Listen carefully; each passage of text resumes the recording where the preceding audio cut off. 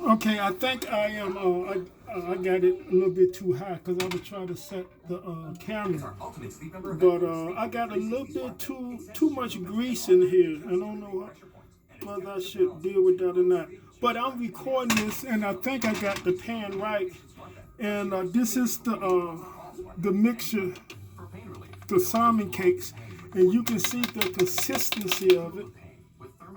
Because you said that you had a hard time keeping yours together, but it's too much oil in here. But I'm going to work with it because the oven is not even level, so all of the oil is dripping to the back of the pan anyway. But you do need a well greased skillet. And as you can see, I'm just going to take out one big scoopful, and I'm going to lay it in just like that. And you want to pat it down. Just pat it down, and I can actually get some of that oil in it like that. Yeah, to make sure it got a non-stick at the bottom of it. And it's sort of important for the heat not to be up too high. Okay, and that's about the size. See, but I can actually pat this down a little bit more.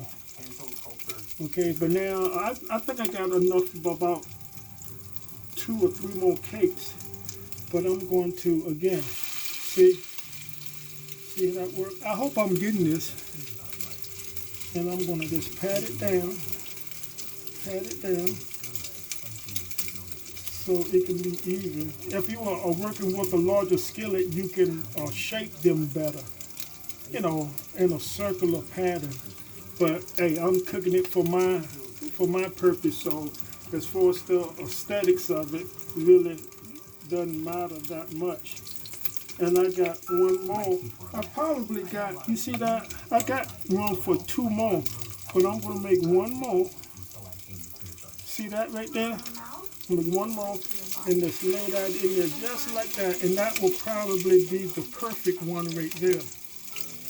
See? So, I don't have any breadcrumbs. I just have a pink salmon. Where's the can? The pink salmon can. And this is one can of it. You see that? And I don't know whether this is the red sockeye or whatever, but yeah, pink salmon, wild caught, Alaska.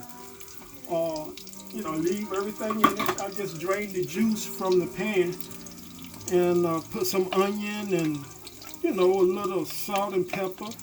And of course, eggs. I think I put about 3 eggs in this, as well as a little bit of mayonnaise to give it some consistency, but no breadcrumbs. Don't need any breadcrumbs because breadcrumbs is a filler.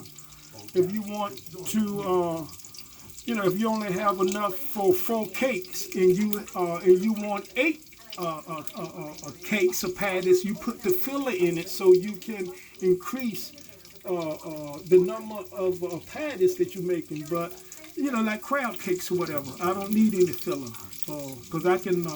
If I want bread, I can just put this on a sandwich and use it, and make a sandwich out of it.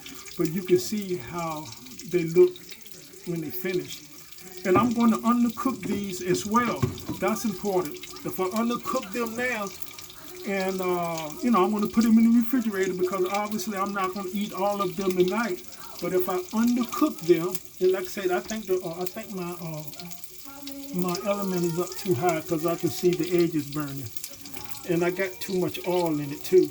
But you can see that they are loose. I wish I didn't have enough. I got too much oil in it.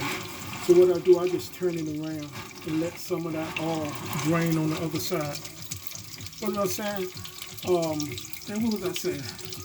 Oh, I'm going to undercook them because when I cool them down and tomorrow, when I reheat them in the microwave, if I undercook them, I will not dry them out when I recook them. So you ought to keep that in mind when you're cooking, sort of, especially any type of meats.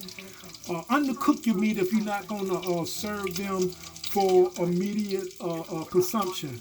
Undercook it so when you reheat it, you don't dry it out. If you reheat it, it'll heat up and still have the moisture in, in the meat or whatever.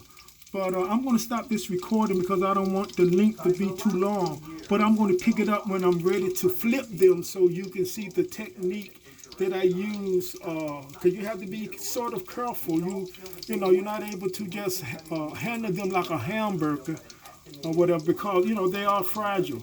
So you want to sort of be careful. And I'm going to use what spatula I had. I'm just going to use this spatula right here, this small spatula, and I'm limited with my resources. So and you can see that slides very easily. So I have no problem with them sticking. So if I just be careful, I should be able to flip these over. And what I usually do, which I probably don't have to because of the excess oil that I have, it is peanut oil that I'm cooking with. Peanut oil can take a higher degree of heat. You don't have to worry about burning. Is a term for that when you burn the oil. What's the term? Well, anyway, you don't want the oil to burn because it actually turns into some type of poisonous gas. So you can, I can't think of the name of it. But anyway, you don't want to burn your oil. That's why I use the peanut oil, because of the high heat contents. So I'm going to stop this recording and I will pick it off. I'm going to restart it when I'm about to turn them over so you can see that technique. I hope I'm doing this right.